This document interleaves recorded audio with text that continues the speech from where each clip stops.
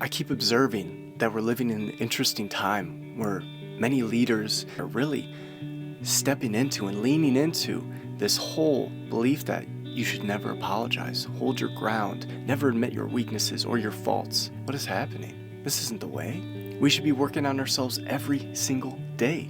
We should be holding ourselves accountable. We should be admitting our wrongs. We should be apologizing. And that should be the norm. We should be leaning into that. Because how else are we going to change our behaviors? How else are we going to repair our relationships? How else are we going to create a more harmonious, loving, united society and species, creating a new earth that's more reflective of a heaven instead of a hell? When we really lean into and dig our heels into our unhealthy egos, and we can't admit we're wrong, and we can't apologize, and we have these robust defense mechanisms to never shine a light on what we need to work on, that just brings us to a darker and darker place collectively.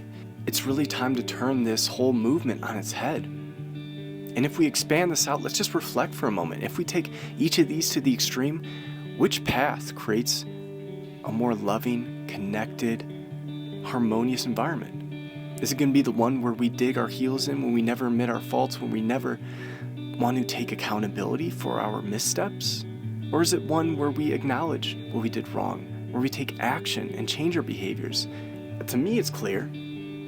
To me, it makes absolutely perfect sense. And if you are here to try to build the best version of yourself, it's time to start falling in love with apology. It's time to start falling in love with the process of holding yourself accountable and then molding and envisioning what you want to do in the future, changing your actions, creating the best version of yourself through the power and through the art of apology.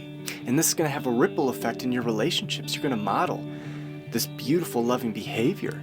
Other people are going to be more forgiving of you. You're going to be able to have more peace, and you're going to be able to repair more likely to repair ruptures in your relationships. And that's the goal, is it not? The goal is for us to have peace, to come together, to live and let live within reason. And you might be asking yourself, well, if I apologize to somebody when they already hurt me, when they have been doing this for so long, I shouldn't apologize. They kept doing this. Why does it have to be an or? Why does it have to be you apologize or they apologize? It can be an and. Both sides can apologize for their own missteps. You could be in a situation where this person has been doing this for so long, it's been frustrating you, you've communicated this time and time again, and you just snapped, you lost it because you were so frustrated. Now, a lot of people in the situation won't apologize, and then you get to the stalemate and then nothing changes. Where there might have been an opportunity to help that relationship, where there might have been an opportunity for you to then model healthier behavior for yourself, for your own life. Because if you keep going down this path where you're not able to effectively and calmly communicate to other people and respond in a healthy manner when they're really frustrating you, well, guess what? You're going to lose some relationships that could have been repaired, that could have had some love brought into them, that could have been worked on. So this benefits you. This is what we should be working towards. And you should be able to apologize for that misstep while at the same time holding the other person accountable, while at the same time not enabling that behavior that is frustrating you so much, and while at the same time learning how to then navigate that relationship depending on how they act again in the future. We can do both instead of this alternative where you just never admit your faults.